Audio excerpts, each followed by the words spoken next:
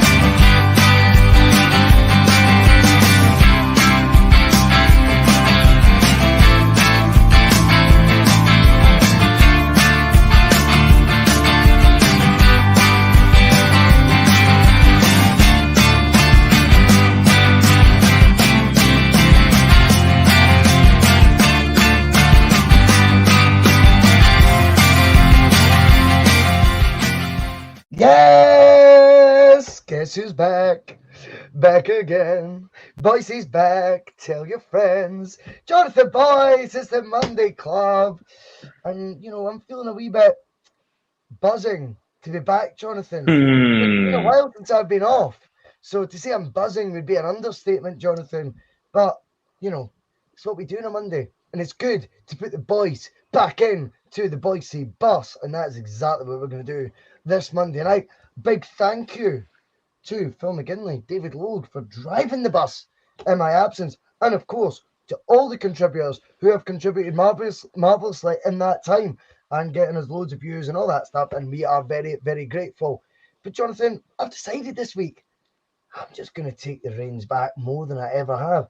I'm going to be on every single night this week. You are going to be so sick of my blonde highlights, so sick of my smug coupon, you won't know what to do with it, honestly. But that's the way the bus is going to go. And Jonathan, the only way this bus goes is the same way as Celtic. It's been the same since we started this. Onwards, upwards, and to becoming top of the table.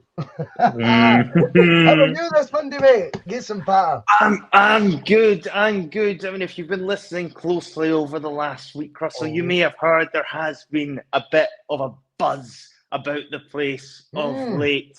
You know, if you were to look, for example, at our neighbours across the city, they're buzzing because VAR once again returned to help them out of a hole against St Johnstone.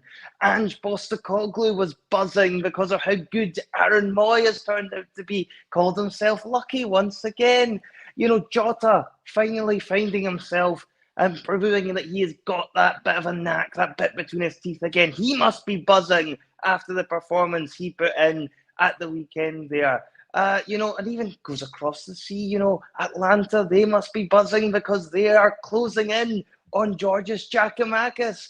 And even looking closer to home, ex-Celtic players like Neil Lennon and Paul Lambert must be buzzing because there's a high probability one of them could end up becoming the Aberdeen manager over the next couple of weeks. And speaking of buzzing, Russell, I've seen a lot of bees cropping up on the bus over the last few weeks. Go Have you got on. anything to share with us on this? Jonathan, all will be revealed. All I'm saying is, you know, float like a butterfly, float like a Boyce'S bus, sting like a bee. It's all coming, Jonathan. Don't you worry. And we will all be buzzing together. Announcements incoming. As Pionio says, you can't shove a Boyce off the bus. And you know it. Right, Jonathan, we need to do all that good stuff as well. All that good stuff. Great intro, by the way, again. Well done. But all that good stuff means if you've... Well, I'm out of practices. What is it you do? You like? Is it a subscribe button that you hit? Hit that subscribe button. Hit the like button. And, by the way, if you want to share it, by all means, you can do so. Or if you want to become a Boyce'S Bus member, like Celts on the Hill. Good to have you back, my friend. Gary Brown. He's a Boyce'S Bus member.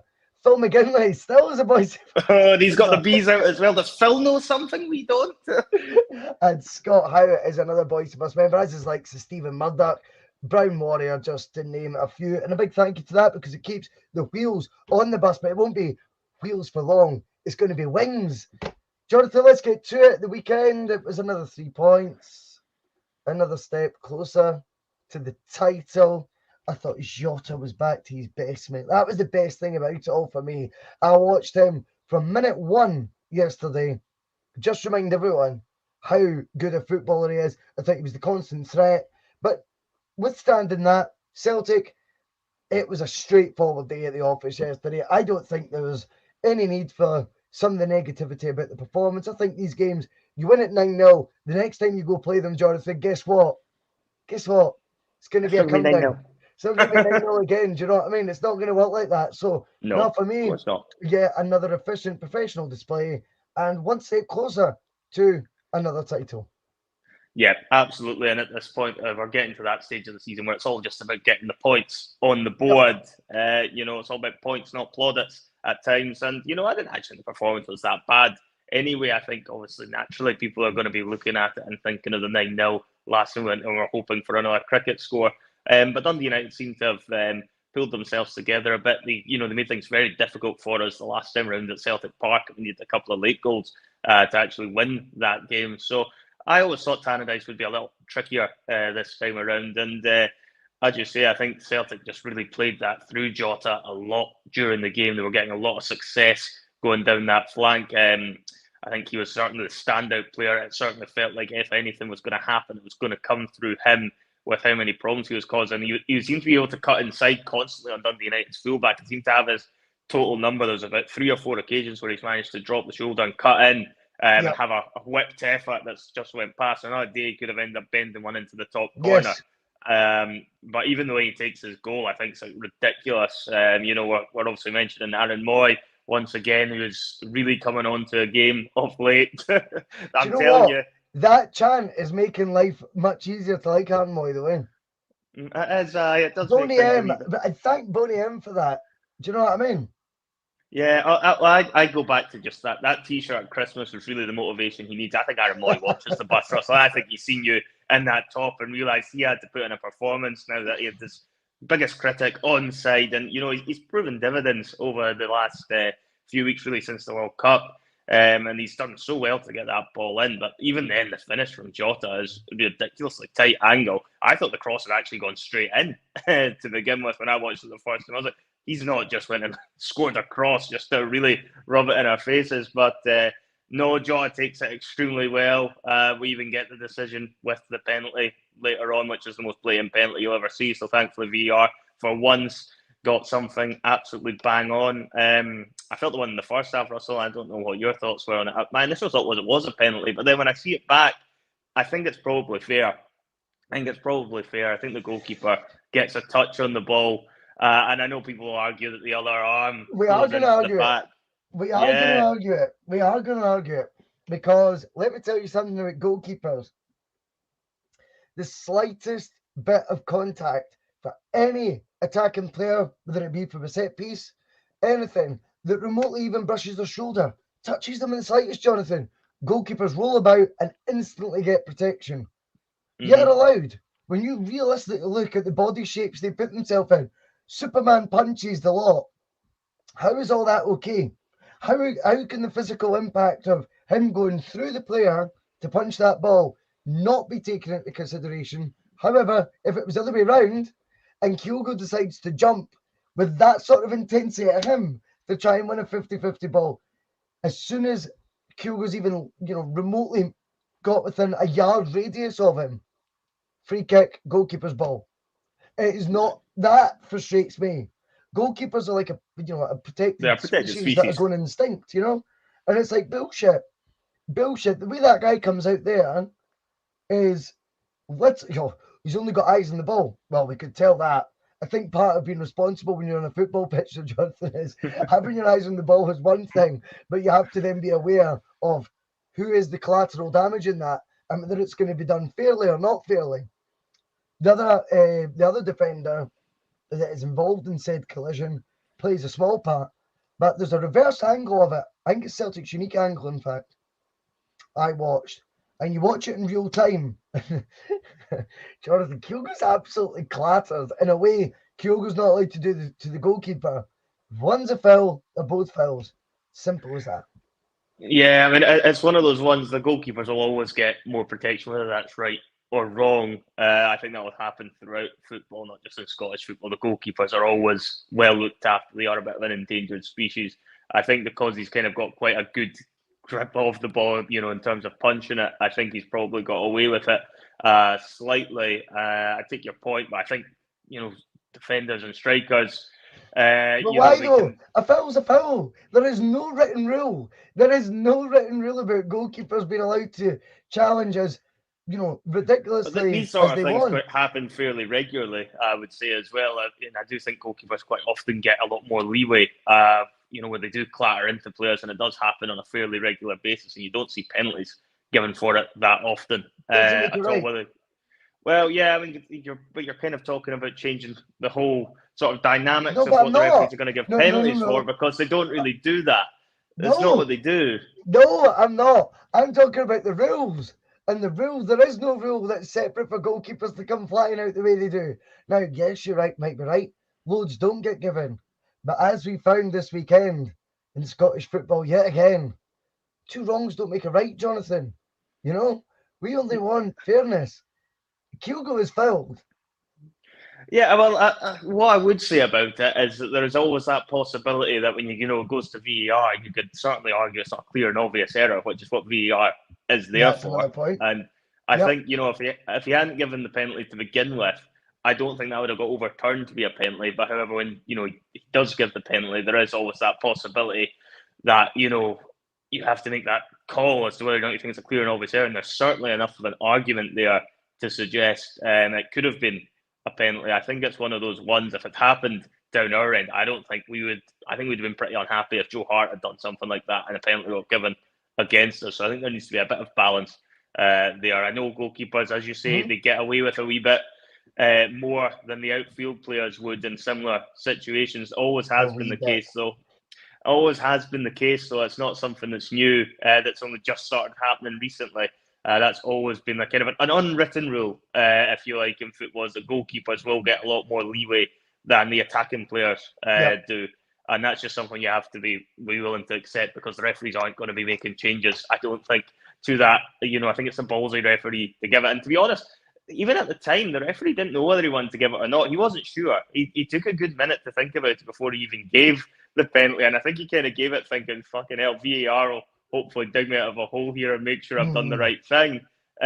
So, it's one that, I'm glad it didn't end up becoming the main talking point of the game, because we go on and win it. I think a lot of people would have turned around and said it's a penalty, but I think even the poll that Phil did after on post-match pish the other night, I think it was coming in around 50-50 even amongst our own fan base as to whether or not they thought it was a penalty or not, which gives you an indication that it probably wasn't clear and obvious. I wouldn't say either way. I certainly think there's been worse VAR decisions gone against us than that one. Yeah, I agree with that. But Celtic right now continually win, Jonathan, right?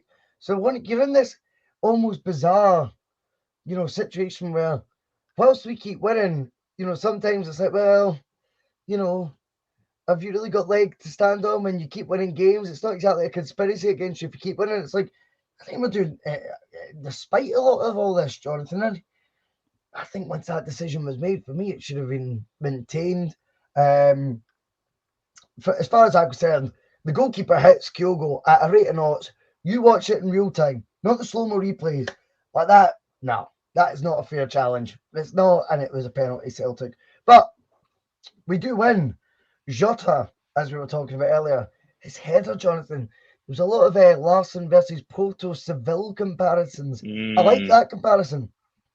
Yep. His angle was actually more bizarre. Moyes' cross almost looked like it was going to land in at the far post area of the net, and then it turns out obviously Jota almost impossibly kind of arches he's his pretty much on the neck back. byline. It was so good, and just another example of the class this guy's got. Yeah, oh no, absolutely. I think the ball in's a strange one because you're not sure. It's either you think it's either going to go in the net or you're kind of looking at it from the point of view the Dundee United keeper is because he's fucking all over the place. I think he's thinking it's going over the bar and lost complete bearings of where his goal is. But take nothing away from the finish from Jota because the angle is so acute there. It takes something special to be able to actually finish that one off and Jota. It's not the kind of goal you would expect Jota to really be scoring as a header from pretty much the byline. It's not the kind of goal you associate with Jota as such, but he takes it extremely well, and it really capped off. It was an excellent performance from him, and I felt for me, him and Moy were by far and away our two best players, and both of them once again came up trumps for us. And for me at the moment, they're two players that are looking like that cannot be dropped from that first team at Celtic just now because they are the form players. We are in a mad season as well where I think each winger, and by the way, this can be taken either way you want. I think the volume of wingers we've got, I at times look at it and go, well, that looks quite heavy in that department, whether it be left or right. The combination of the number of wingers is pretty high compared to when we get told we can't have three strikers. That fucking annoys me, right? That debate annoys me. I'm going to come to that later. But one thing that's interesting about the wingers, they all seem to be going in cycles as to who is undroppable and who isn't. Haksabanovic, remember, is one player of the month this season. Maeda, literally 2 weeks ago, was undroppable. James Forrest scored a hat-trick. Abada actually has the best goals and assist numbers at the lot. It is a very healthy time for Celtic wingers, Jonathan. Yeah, they can pretty much put any combination of wingers there and nobody's going to have any complaints. That's the biggest compliment I can play. We're all going to have our favourites, of course, but I don't think it matters which ones he ends up picking on a game-by-game basis. The Celtic fans would have no issues with any of them starting games because they've all proven themselves throughout this season of being more than capable of winning games on their own at times. So, yes. In terms of the quality out wide, it's probably arguably our strongest area of the pitch. I would probably go as far as saying, in terms of strength and depth, that you could lose one or two wingers through injury, and we've still got such good reserves to fall back on, that we can get away with it regardless. But I look at it, and that with the wingers as well, that they're very much confidence players. So it's probably good to have an extra couple of wingers in your squad from that basis because it does allow you that bit more rotation because they are very much, for me, the most players that rely a lot more on confidence than perhaps anyone else other than strikers. So for me, if you're looking at it, even Abada, for example, at the weekend there was fairly quiet by his own standards, couldn't really get into the game. But then you've got Jota doing everything on the other side. And it's a nightmare for players because you are going to need to have Celtic having 4 or 5 wingers if they're using their substitutions as well off their game for you to be able to get away with that. And that just doesn't happen often. Different styles, eh? Yes, aye. They all bring completely different styles. Yeah, no, totally. And this is it. It's just you don't know which one is going to come up trumps for you on a game-by-game basis, but you can bet your bottom dollar at one point or another, one of them is going to do something special in the game and unlock defences. And there's a reason why Celtic have scored as many goals as they've had this season, and it's been mainly a large part that's down to the wing play that we've got, and we're very fortunate in that area. You could argue we're lucky. We're lucky people, like Ange Postecoglou would say, lucky men to have as many options out wide as we do. Well, he's a lucky man with a beautiful family as well, Jonathan, as we all know. So I think Ange is spot on with that. And you know what? His rotation of the wingers, whilst it can sometimes feel at times, what's the basis for changing them up? It tends to be justified when you look at the examples I've given there, where each one is having their moment in the sun, not the sun going down on them, as Paul McFallon said. And Paul obviously knew any George Michael reference gets a mention in the bus because I love Big George. Oh, yeah. But I do. He's the man. But undeniably, the cycles we've seen of each winger in form has shown he's got the rotation. I think certainly domestically down to an absolute T, albeit for me at the top table of competition. You're picking your two wingers. Jota's number one for me still, Jonathan, by a country mile. Not based on the header at the weekend, just another example, another reminder of it. But he is numero uno for me by a mile. He's got that X factor, doesn't he, about him, Jota? So. There's something special about him. You can tell he's one of the ones that, as much as you don't want to think too much down the line, he's one of those ones that could end up going for big money when he eventually leaves the club. And fucking better be more than fucking £5 million. How many fucking toenails you want him for that? That's fucking ridiculous. £5 million fucking pounds. You know what I mean? I get what you're saying, and I know we'll probably discuss that in a bit more detail further on in the show. But when you're looking at somebody like Jota, you would think that he should surely we're not going to be end up sold another dummy here. I think with him he's the real deal, and he will end up getting a big move down south or abroad, and that will be for 15-20 million pounds. I'm quite confident. I'm going out on a limb and saying that with Jota because he does have that va-va-voom about him. And it's just, like out of the wingers, you're definitely going to pick him if he's fit for any of the biggest games coming up. Like for me, he's an absolute stick-on for the cup final as well next month. Celtic's best 11. He is in it, and he is in the conversation of top 2-3 names. Aye, as far as I'm concerned, this guy's he is quite clearly what he can do with an orange. Todd Cantwell can do, with a football. Do you know what I mean? On his best day. And I've seen Jota, by the way, do the odd 10-15 yard pass as well, Jonathan, that tends to come off as opposed to getting intercepted. But hey, it's different supermarkets for shopping right now, and that is maybe again why Ange is a lucky man.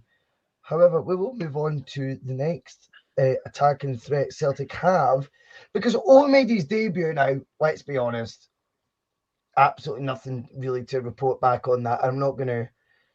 I just think it was a debut with 10 minutes to go that, he looked okay. Like, there's not really much feedback you could give, positively, negatively. Let's see how that one plays out. Very high hopes for him. I think... very well taken by the fans. The fans love that name, don't they? They're going to have a lot of fun with that, I think. well, we're going to talk about fans chanting soon as well because, absolutely, that's the best side of it. We can have loads of fun with the chants. I definitely think we will... when you hear that he was Ange's top target, I think that's been lost in translation, that people thought he meant his number one target when he took over Celtic, or whatever. It was like, for January, that was his number one striker target. That's what he was meaning. We're going to let that one play out, but he's got big shoes to fill.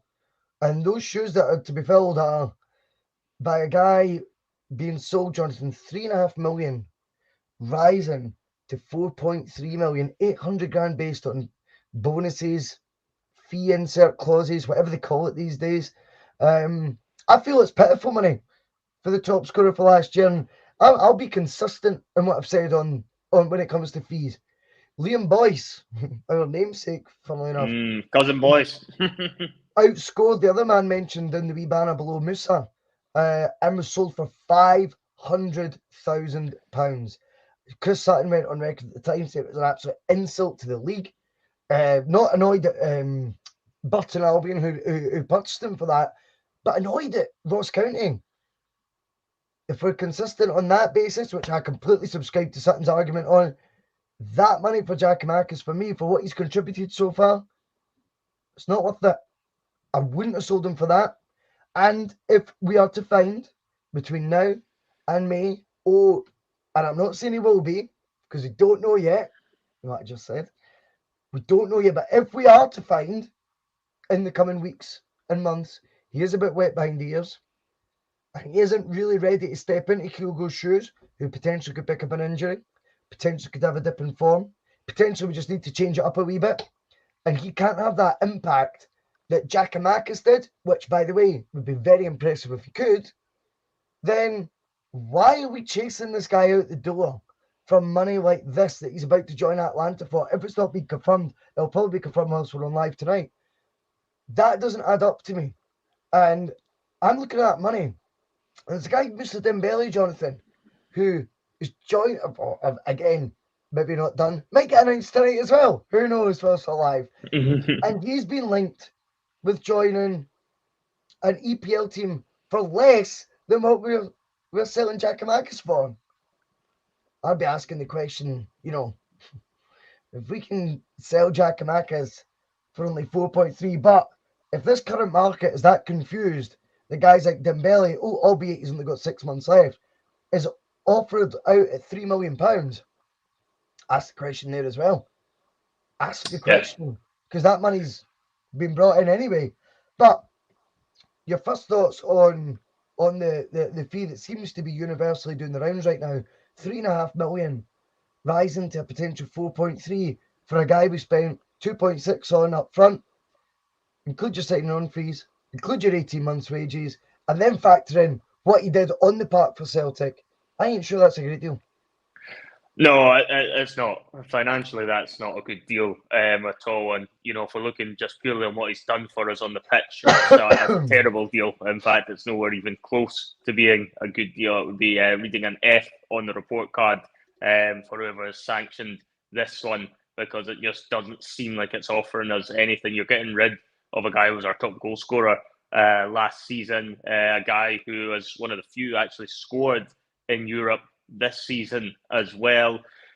Always does a good shift, usually always scores when he starts games, never really gets opportunities to start as much as we would have probably liked in that first half of the season for whatever reason.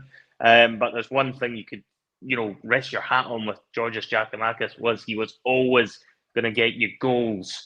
And that is something that can be important, particularly when we have seen Kyogo is prone to injuries. We've seen him pick up bumps in the past, and he'll no doubt pick up bumps again 100%. in the future. And then you're potentially in a position where if something does happen to Kyogo over the next couple of weeks, you don't have Giakoumakis then. I'm looking ahead towards this League Cup final, which is the biggest game on the horizon at the moment, because there's no doubt, even if it does take a bit longer to settle in, he can probably shuffle his formation and get away with it against most of the teams in Scotland, and perhaps that's why he's thinking it's a gamble he can perhaps get away with over the time from now until the summer, and then obviously we hope that all's bedded in by then. If he does take a little bit longer, he might well come in and hit the ground running, of course, and that would be ideal if that does happen, but it's difficult because he's coming from across the globe. He's going to have to settle in, and that's not always easy, and that can take time, whereas you've just got rid of a striker who can get you the goals. And now we've got the mystery box striker. That's what I'm going to call him at the moment, because we don't know what he's going to be capable of for us over the next few months. And it's not a dig at him personally. He might turn out to be just as good and perhaps even better than Giakoumakis. Time will tell on that. And he could end up becoming an absolute diddy. Nobody really knows. Nobody's seen enough of him play to really judge him on that side of it. But if we end up in a position where if Kyogo was to get injured over the next couple of weeks, then you're then in a position where you're going to have to put O in. And if O doesn't hit the ground running, that then puts a tremendous amount of pressure onto us. And indeed Postecoglou. There would be questions asked there, I think, particularly if we went into that cup final with no Kyogo and then O doesn't perform in that game. People are going to hark back and think, why did we get rid of Giakoumakis? A guy who has proven himself domestically, a guy who has got under Rangers' skin on numerous occasions, a guy who's actually, I think, won pretty much every time he started against Rangers. So there's a lot of reasons why I think that's a bad deal. And for me, it goes back to the fact, we didn't need to sell him at this window because he's got a long time on his contract. He's proven on the pitch he can do a job for us. Obviously, we don't know what's happened behind the scenes. Clearly, there's been something major that's happened there that's forcing Celtic to go and sell him, or feel like they have to sell him just now.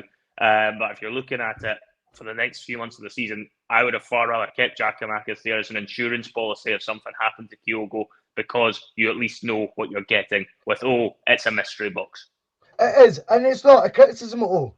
No one expects him just to hit the ground running, by the way, and scoring the goal ratio Giakoumakis has. That'd be unfair to expect it of him.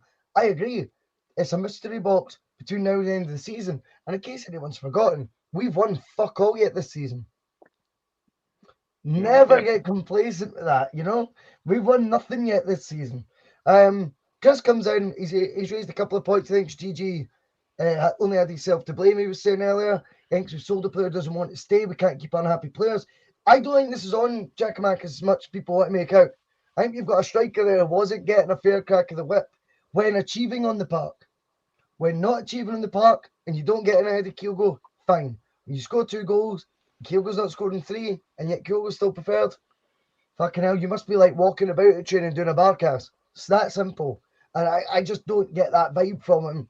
He was that guy. I don't think he's down tools at all. No, even when he came in, I don't subscribe to that argument that he's down tools, because even, just going back to that League Cup semi-final against Kilmarnock, he treated that very seriously. He was passionate. He wanted to win that game, and he ends up getting the second goal, whipping his top off. That doesn't look to me like a player that's checked out and isn't interested in what happens at the football club.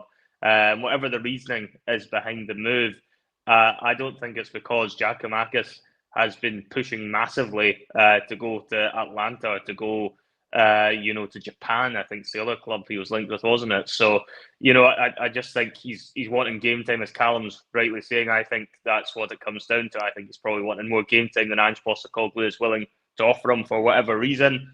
And obviously there might be other things at play, because it's all pure speculation on a lot of that off the field. But there's something that's not quite right about it when Celtic are selling for around £4 million.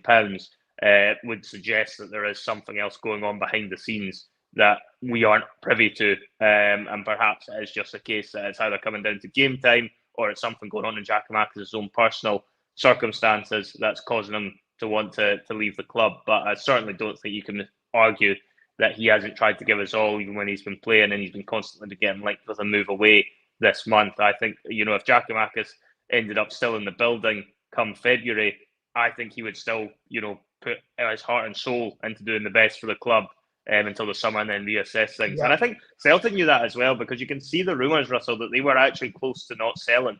Just a couple of days ago, there was talk that Celtic might hold on to him when the bids weren't getting to the levels they want. So I think, there's obviously something that's gone on behind the scenes. But for me, I would have been taking that money for him. I think it's a bit of a slap in the face, to be completely honest, in terms of what he brings on the pitch. And I think Celtic should have held on to him, because, as I say, it goes back to the point that you've got somebody there that's tried and trusted and can definitely do your job, as opposed to taking a punt on somebody else that we just don't know how they're going to adapt to the league and how quickly they'll adapt to the league either. Celtic's loss may well be Atlanta's gain, but one player, whoever he joins this window, which is, going to become very apparent, I guess, the next 48 hours, will be a former hero, Jonathan. £3 million for Moussa Dembele. Yep. So it's an interesting one when you see Dembele going for that sort of money, isn't it? And let's just tell the truth here. Wherever it looks like he's going to wind up in the EPL, if you cannot have a more compelling argument than that chairman of whatever club, say it's Southampton or Villa, that's the 2 clubs I've seen, then you aren't doing your job properly. But fair enough, sometimes they just want to play in that league. If you've not asked the question, though, Jonathan, that's a dereliction of duty. Celtic have to be capitalising on someone who has an affiliation with this club that is undeniable, unquestionable, and in the modern era, very rare. He does not post as often as he does. He doesn't follow the pages he does on Twitter because he wants likes, right? What's likes when you've got fucking £5 million in the bank, right? Nobody cares, right? Moussa genuinely likes Celtic. Will now know there is Champions League football there. Knows he has a fan base willing to welcome him back in. And is now available at a price that is affordable. Very affordable. box office. It's box office itself. We had tried to make a move for him and were able to bring him back in. Think of it, even shirt sales, etc. I think we go through the roof if you bring somebody like Dembele back because he was huge. He was, one of Rodgers' biggest players during those seasons where we were, going invincible, winning treble after treble. And Dembele understands the football club. Celtic was really where he made his name for himself. So of course he's going to have them, in his heart a little bit. Whether or not you can persuade him to come back, yeah. I think. Well, you look at Twitter and everything else. I think you can tickle his balls. I think you can tickle his balls, and I'll tell you this as well. Let me get one thing abundantly clear. See, if Ange Postecoglou was pitched Mr. Dembele and isn't interested, that anyone who thinks that's a wise sporting or footballing decision is off their heads. I'll tell you why. Because see, when it comes to football, managers want better players in their team in every position in the park, Jonathan. It is a fundamental right, and at times, something managers will push even when they don't need it. It's like any manager out there who ever rests in his laurels, when you get off, if you think you can get a bit more, you push. And at no point under Angie's tenure has the club pushed the boat out. Yet, we have examples of Celtic doing this. Jonathan, at times where they didn't need to. When a league campaign was over, we found 60, 65,000 pounds a week for Robbie Keane to what? Close the gap from 13 points to hopefully looking reasonable. We were never going to win that league. Still found the money. Didn't even win the Scottish Cup with him either. Gordon Strachan, we're always told, downsized. Yet signed Tommy Gravesen from Real Madrid for 2 million, nearly 3 million, and paid him £44,000 a week. These examples don't suit the narrative, though, Jonathan. And this is where it all falls apart. We have been conditioned to think we cannot afford brilliant players all over again. Yet, with the only club that posts 10 millions of profits of late, and we all know we're about to win the league again. So it's a brilliant team, by the way. Our Rangers Sporting Friends, Blue Band and Bob being live in the chat. But they come live in this chat knowing their league title that they think they've got a divine right to year on year, even though they win it every now and then. And that's how it's going to be, by the way, for the future. And this year will be no exception. They won't win it this year. Didn't win it last year. They won it the year before when no fans were there. Time before that, 12 years. The domination is crazy. And whilst they want to gloat of what we can and can't afford, I would remind everyone to think now winning the SPFL comes with riches untold for Scottish teams for a long time. And particularly because the Champions League earnings obviously have went up massively from 14 years ago when group qualification was guaranteed then. Anyone who thinks we can't be ambitious enough, now forget it's Dembele, but anyone who thinks a player of that profile, that ability, available at that price is someone that is beyond us, are literally, that is the problem. That is the problem, and that is how a club won't progress. But I just think it's very interesting, Giakoumakis 4.3 million, Dembele at 3 million. That would be the cheapest strike force fucking in Europe, John.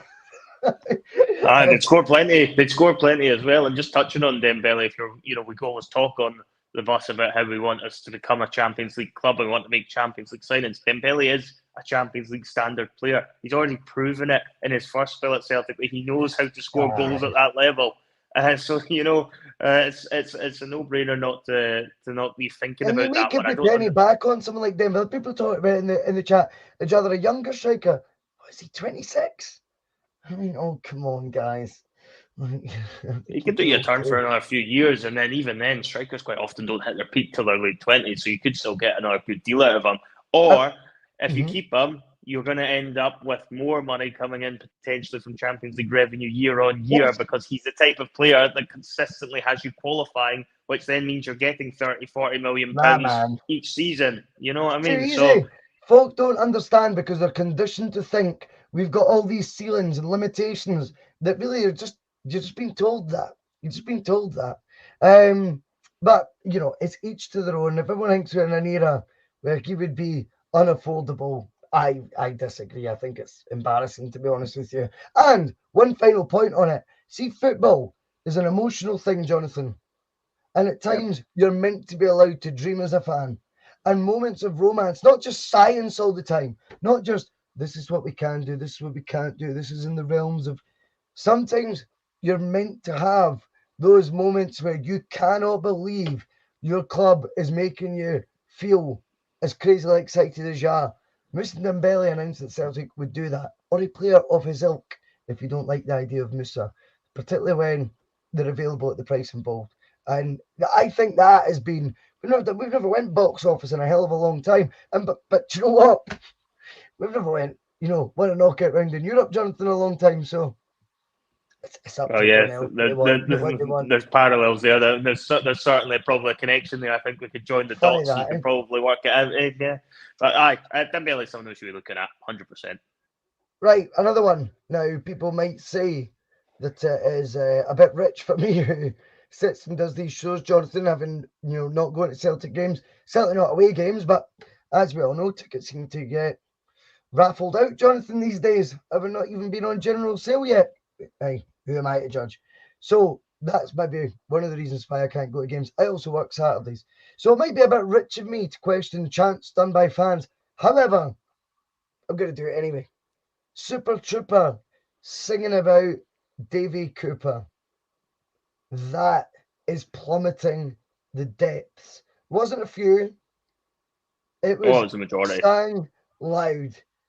Now, when I heard, for example, Merry Christmas Tommy Buns by them, putting my Celtic hat on, I thought, typical those bastards, you know what I mean? There's no depths they won't sink to. I couldn't believe, why are we hearing that on Sunday? What's that all about? That has to be binned immediately. That's not what I want to sing. I like singing about hope and joy. That's what we do as Celtic fans. Surely we are not now going to start celebrating former Rangers players who've died. What, really? Is that where we're going? It's not for me. No, it's completely out of order. I don't understand the logic behind it whatsoever. Celtic have plenty of other songs, and to be fair, there's a lot of good songs that we sang recently about players, and we'd rather just keep it all about that than have to be bringing up silly things like this that just have no place in football or society in general. It's just a bit of an absolute... Just making a bit of a cunt of yourself, really. But it's not a good place to be at all. So you've got to look at it. And he's just done the C-bomb. yeah, I did. Hopefully, I'll go unnoticed. But that's 84 pence. You do, mate. I'll put it in the post to you. I'll put it in the post to you. But no, I just think it's a ridiculous thing to be coming out with. I couldn't, I just cannot condemn that enough. That's absolutely no place in amongst the Celtic supporters. Got no place in any supporters' repertoire of songs, and it's right up there with the stuff that we absolutely hate getting sung across the city about some of our heroes and things like that. It's just as bad as any of that. So if fans want to sing about these things and think that that's okay to be singing around, I just don't understand it. I get it. It's a later kickoff on a Sunday. People have had more to drink, and that perhaps makes people sing more ridiculous things. But you cannot be singing about that. There's no excuse for it whatsoever for me. And it just goes against what I believe the club stands for, and quite frankly, it should be getting called out, and people shouldn't be singing along to that. They should be having a word with those that are starting those chants and telling them to zip their mouths. I just wonder, we're never going to be, well, not for a long, long time, the most influential Celtic fan media channel.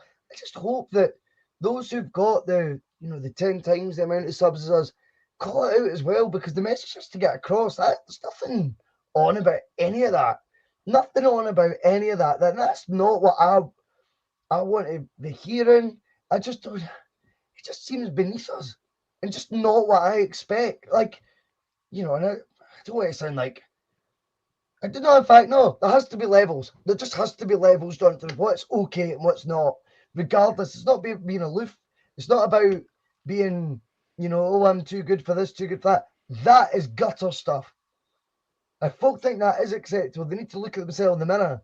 Singing about someone's probably dad, probably someone's son, someone's brother, etc., and you're celebrating that they're dead to the song by a 70s fucking Scandinavian disco band. Well, no fool you. You look like an idiot. It's stupid. It's completely and utterly ridiculous, and I could not believe, because generally speaking, I like to always think if that sort of thing happens, it's a small minority, and it's, you know, just teenage lads that have had far too many drinks, you know, been fucking drinking Buckfast all day, and they've just ended up absolutely bloated and don't understand what the hell they're singing about. But when it was this many that were singing it, you can't turn around and use that as an excuse that this is just one or two that have gone rogue. It sounded like quite a large section of the support were singing it. It certainly was coming across that way on the television, and it needs to be cut out and it needs to be stopped, because there is absolutely no place for that at Celtic Football Club, and there should be no place for that at any football club in Scotland, because quite frankly, it's an absolute joke. It's ridiculous, and it just makes everyone look stupid. It does. One of the best things about Celtic fans, the whole spectacle of watching Celtic live, has been the creativity we all the time use with songs. You know, we spoke at length on the likes of Bustalgia about, you know, the Depeche Mode song coming in. Who comes up with that? It's genius. The banter's unreal. I remember the In Spiral Carpets one about Brendan Rodgers. Unreal. That playing words, and it got chanted with the same sort of fervour you want, that enthusiasm. See, when I start hearing that many and that vocal, an element of the fan base singing about a Rangers player that played before they were fucking born is celebrating them being dead. Honestly, it's just like, wow. What are you singing about? What are you thinking about? Take a look at yourself. It's embarrassing. Stop it. It's ridiculous. And anyway, I just thought we wouldn't be doing what we normally do. Jonathan, we're not afraid of, you know, talking about certain subjects, whether folk like it or not. That's fine. If folk get pissed off, fine. But I would rather tell the truth. And I think some along the line has to call out shit like that. And funnily enough, by the way, see, to be fair, the comments are completely universal that I'm seeing in the live chat, in agreement that it's unacceptable. Fun topic next. Now, this is a fun topic. We were at Stirling Albion on Saturday afternoon. We got hospitality. Mother dear bought us hospitality tickets for our Christmas present. She's not quite grasped yet that we do a Celtic podcast. She still thinks we do a Stirling Albion one. Aye. It's a bit confusing for the old Dutch, you know what I mean? But anyway, we were there and we started having a bit of fun. Don't get me wrong, the drink was free flowing. A big thank you to Stirling Albion, by the way. Brilliant. If anyone is Stirling based and ever considered doing the hospitality, highly recommended. It was fantastic. And obviously when we're there, the news filtered through about El Sakiko and Vic Hanson Jim. A lamb to the slaughter, though. A guy who rightfully, if he'd been sacked on Tuesday, no one would have blinked an eyelid, let alone him. Left hung out to dry by an Aberdeen chairman, Jonathan, who's bluff, bluster, and absolutely clueless. He lets Jim Goodwin cross Easter Road pitch on his own with his bag and decides he's taken over press duties. I think it was a record time between the full-time whistle and a sacking being announced. If there's been any quicker, let us know in the comments. And what we seen was a guy up there completely up his own ass, talking about how long he's supported the club for and all this bullshit, had no relevance to anything, and he's took Aberdeen to somewhere no one knows what's next. Now, Jonathan, we debated, were we to be, said Dave Cormack, you know, or in his position as brothers in charge of the football club, what would we do? It's amazing what famous grouse and, you know, sitting in a box seat can do for you for 5 minutes. What would you do, Jonathan, in a red tie? Suddenly we were in character, right? And it was like, what would you do? Because to us, there seemed two options. I know the talk of Chris Wilder's came up right now, but to be honest, I'd rather have fucking Deontay Wilder than him. I think, Dossa.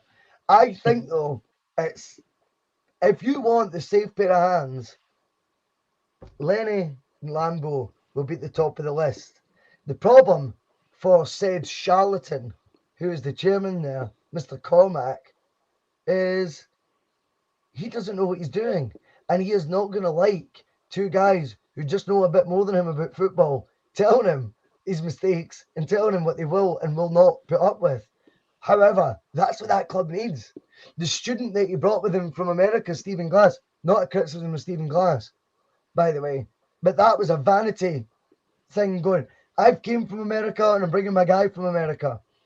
Jim Goodwin, optics-wise, I thought, well, obviously he's handsome, optics-wise, but I thought all he's done really is seen the St Mirren, Aberdeen, Ferguson thing and thought, I'm going to recreate that and get all the credit.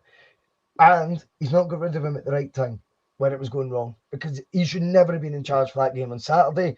And that was unfair, unfair on. Well, he put that Jim statement Goodwin. out that pretty much was like a lamb to the slaughter. Jim Goodwin, when he put that statement out midweek, the writing was on the wall. But Jonathan, I think if it were me, that is who you'd be looking at. You'd be looking at Paul Lambert, has got experience, remember, of winning League Ones, championships in England. That is Naymug's game, by the way. Back-to-back Well, you've got promotions. Lenny. Hibs record points total ever. I don't know how many trophies as a manager. Loads. Put it that way. Loads. What do you think Aberdeen should do next? If the conversation were to lead like it did for us on Saturday after a few sherbets, Lenny or Lambo? Well, I think if you're wanting fireworks, as I said on Saturday, you bring in Neil Lennon because you're guaranteed to get fireworks if Lenny comes back into Scottish football. I think in some ways we've all missed him a wee bit, haven't we? Really, it'd be nice to have Lenny back in Scottish football just because he does bring an extra interest in Aberdeen if they appointed either, but particularly Lenny. There would be a vested interest on all our parts, whether we want to admit that or not. You will be very much checking the results, performances, stories, transfer rumours. You'll be waiting for Gary Hooper to be announced, obviously, straight away. Yep, him and Beaton coming in, and a few other old guards, no doubt as well. But I think if they were looking at somebody like a Lenny, then I think Lenny would come in and he'd certainly, I think he'd sort them out. Certainly short term, I have no doubt about that. Lennon gets a hard rep because of what happened at the end of his time as Celtic manager in his final season, and the wheels coming off the bus completely in that time. But for me, if he was to go in somewhere like that, he could probably do a job. Certainly in the short term, for a year or two, he'd get them back competing. He could have them competing for third place comfortably if you back Lennon properly. No doubt about that. Certainly games against Rangers, he wouldn't be going down without a fight, which is always nice from a Celtic fan's point of view, because you always look at Aberdeen as, not as if you're wanting favours from any clubs, but when Rangers do come up against Bustalgia, it's one of those games you do look at and think there's potential for drop points here, and Neil Lennon would only increase that level of confidence for me if Rangers were going that way. Lambert, I think, would be an interesting one if they go for Paul Lambert. Perhaps not quite as many fireworks, more sparklers, perhaps, with Lambert rather than full-blown fireworks. But he certainly brings, a big reputation to a club like Aberdeen for me, Paul Lambert. I know it's not worked out for him as well in management in his most recent gigs, but certainly if he was to come up and take the Aberdeen job, I think that would be something that would make a statement to the rest of the league. I think Paul Lambert's more than capable of going in there and doing well. He certainly will keep a bit more of a mellow figure on the touchline, so they're probably not going to get the same level of headlines coming their way. And perhaps it's a bit more of the conservative appointment if they were to go down the Paul Lambert route, which I think is what I was kind of leaning towards on Saturday when we had this conversation, whereas you were more full-blown Lenny, weren't you? I think you push the button, and right now, situation is critical. Push the red button. Fucking get him in. Accept it in 18 months. you're going to need to find another manager. But in those 18 months, you'll probably finish your 4th this year. You'll definitely get Europe next year. And you'll probably have your players valued at a couple of million higher. You'll have the tendencies back. And his record, I think, what was his record against Rodgers? Did he win as many games against Rodgers as he got beaten? Something like that. And Easter Road, I'm not sure Rodgers beat him at Easter Road. Oh, he didn't? No, he definitely didn't beat him at Easter I was going Road. to say, I'm pretty sure he didn't beat him at Easter Road. which is incredible, really, because it must be one of the only times that happened for Brendan. I think maybe I think even Steve Clark might have lost to him eventually at Rugby Park. So Lenny might be in a very unique club there. 2 Celtic icons, Jonathan, and I think either or deep down would be a very good fit at Aberdeen. So yeah, stop with we'd round off on that, and then that's the end of it. Oh, wait a minute. Oh, speaking of icons, there's another one to come. There's an icon of the bus, isn't there? Come on, there he is. There comes our icon. Icon. That's really kind of you, Jonathan. Thanks for that, mate. Yeah, I don't know if you call me make an sure the icon. fucking question's good, Phil. That is a good one. Hey, that's him kissing your ass. That's him kissing your ass for an easy question. How he's doing, boys? Good to see he's back tonight. I really wasn't expecting this. I was promoting it was going to be a Tuesday club, so it's a nice surprise to see it on a Monday where it belongs. Tradition. On schedule. I like it. On schedule I for like once. it, guys. I'll never catch on, Phil. I'll never catch on. No. Novel We've got to concept. keep everyone on their toes, man. You know what I mean? Whilst everyone's buzzing, we've got to keep them on their toes, mate. And yes, we will be the Boyce. There'll be a Boyce effect on every night this week. Every night, folk will be sick of my face by the end of this week. Apart from me. Well, this is 5 nights in a row that I've been on the show, so hopefully You've done people amazing, are sick of mate. me yet. Hopefully, Top job, Phil. Thank you very much, guys. But yeah, it is time for Sutton Death. Last week, obviously, was a very controversial one because StreamYard decided to shit the bed with the sound for the first time. I never heard the question last week. This is why Russell won. I just thought we were naming players that came from England or something. I'm just going, yeah, correct. Yeah, despite about 13 rounds where we've used background music, for some reason last week StreamYard decided to have it blaring for everybody bar us. We were the only ones that could hear each other until halfway through when I did adjust it and it fixed itself. So hopefully that doesn't happen this week. But for a quick recap, if you didn't hear most of it, well, most of you didn't, to be fair, because I've listened to it back and went, okay. It made a mess of it. I don't know why it did it, but it did. The question last week was around players who have an FA Cup, League Cup, or English Premier League winners medal at the time they joined Celtic. And a lot of answers. The boys did really, really well with that one, and it ended 8-7 on the night to Russell, and the score overall is currently 8-7 to Russell as well, quite appropriately. If you want a full recap of that, if you go back to last week's show and look at the comments below, I put a full recap of the question for the benefit of those who had their eardrums burst. And again, I apologise, but StreamYard just decided to be a wido. Hopefully it doesn't do it to us this week. Hopefully not. But Chunks of my Chunks has came in with an ultimatum. If 5 people subscribe to the channel tonight, he promises to donate 50 quid. So go on, lads. Hit that button. Chunks of my Chunks. We know Chunks is good for it. The unofficial sponsor of the Boyce'S bus somehow. I don't. But speaking of sponsors, be excited because there will be one you'll find out about soon that might be more all over the channel, Jonathan. You know, a bit like that, you know. There will be sponsors that you might be seeing named, Jonathan, on the channel. Wow. And then there might be another sponsor. This isn't pie in the sky stuff though either, Russell. I know you've got some serious sources here. No, I'm a good sport, Jonathan, so I wouldn't do that. Now, the other sponsor, well,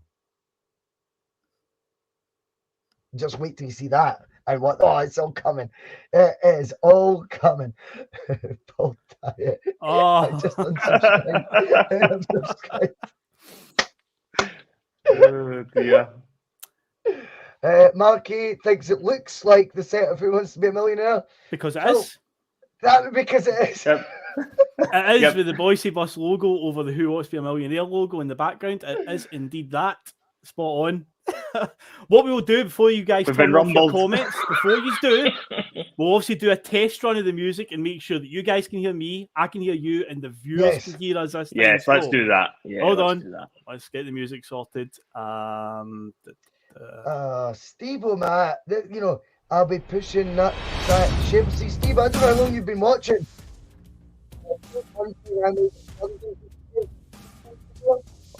Well, when that test isn't going so well, because I can barely hear Russell now. Say that again, Russell.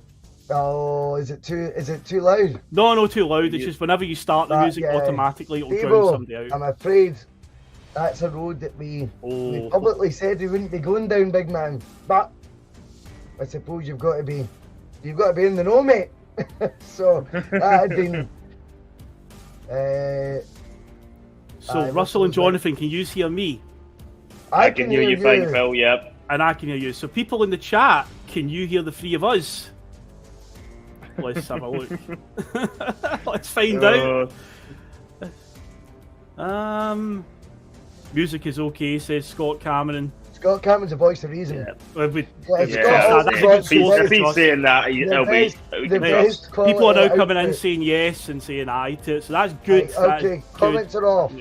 Comments are off. Comments off. Here we go. Here we go. So, first things first. Right. Okay. So tonight's question, guys, and I know the answer already before I ask. I know Russell, you're going to go first because you won the point last week. You always want to go first, and Jonathan always goes first. So you won the point. You're kicking first tonight, or are you thinking about it? What's the question?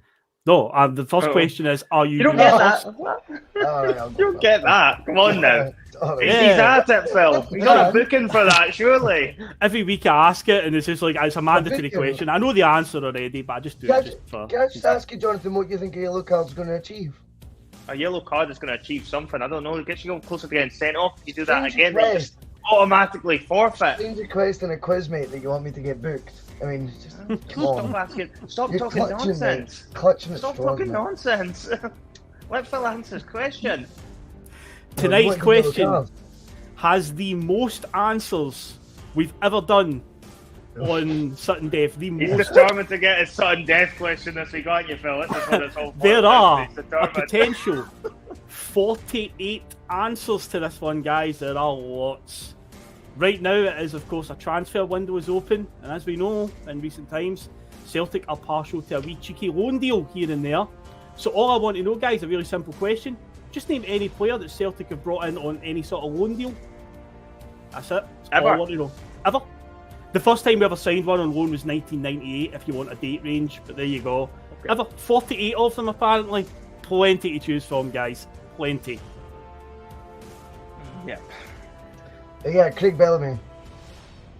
Of course. Of course. Robbie Keane. Of course. Henri Camara. Oh, they're much maligned on Camara. Oh, yeah. Charlie Masonda. Oh, I wouldn't have expected him to get mentioned, but yeah, Charlie Masonda, yes, he is. Ali Adair. Jeremy Ali Adair. Oh, you're remembering that for the week. Oh, well done. Patrick Roberts. Of course, Paddy, yep. Daniel Alzani. Oh my God. Daniel Alzani, well done, well done. Georgios Samaras. Georgios Samaras, yes, indeed, correct, right. Georgie boy. Jota. Of course, yep, Jota would be correct. Carter Vickers. Yeah, so after 5 shots each, of course, it's 5 apiece, as I expected it would be. So hold on, I'll just set up my. I'm telling you, we're definitely getting the Sutton Death question tonight. Question. Oh, this one's going the distance, I reckon. No doubt about it. Okay, so another up to 5 guesses each, and yeah, I fully expect this to end 10 apiece. Then we're going to Sutton Death. I don't know if I've got that many left, to be honest. No, me neither. Jens. Yeah, that's what I was going to say. Maritz is correct, right? Yeah, there must be a few more in the January window, I think. The Moritz Jens was my guess, though. I'm Anyway, Jonathan, you just said something about January window. It's not January only, it's ever, in case that's what no, I'm just thinking, I know it's on either or. I think of another one. Ramon Vega? Ramon Vega, yeah, he was on loan, yeah, that's a correct one, yes, well done. Fraser Forster. Oh, of course. Of course, yeah, big Fraser. Yeah, Had a few loan deals with us. Yeah, it's not more of an obvious one.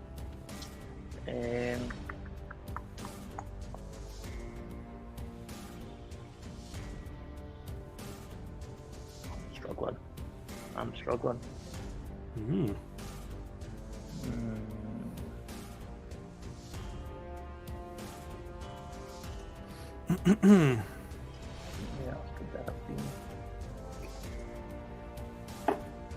There's got to be some absolute dross. There's got to be some absolute dross, but I cannot think of one.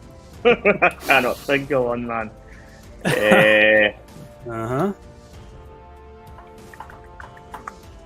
I'm going to have to guess somebody, I think. I'm going to have to guess someone. Did we have Sean Maloney back on loan at one point? What's he, Sean Maloney? Oh, Sean Maloney is incorrect. It didn't go the distance. Sean Maloney was signed permanently back. Yeah, we signed him. I thought it too. I think you've won anyway. Yeah, that's it. Russell's won. He's got 1, 2, 3, 4, 5, 6, 7. 7-6 tonight. Did he go the distance? You said Robbie Keane. I said Robbie Keane. Diamante I said Robbie Keane already. No, but the same window. Brathwaite and Diamante Kamara. Oh yeah, same camera. I won't run through every single one because there's so many. I'll tell you some highlights. Artur Boric initially came in on loan. Oh, I would have forgot him. Dyson Maeda was initially a loan, then we signed him. Oh, true. As is Toki Iwata, who we've got right now. It's technically a loan deal, and then we're going to sign him permanently at the end. It's the same deal as Maeda. If that had been given, you were for it, Phil. I think the whole world would have exploded if that was one. Not because you're wrong.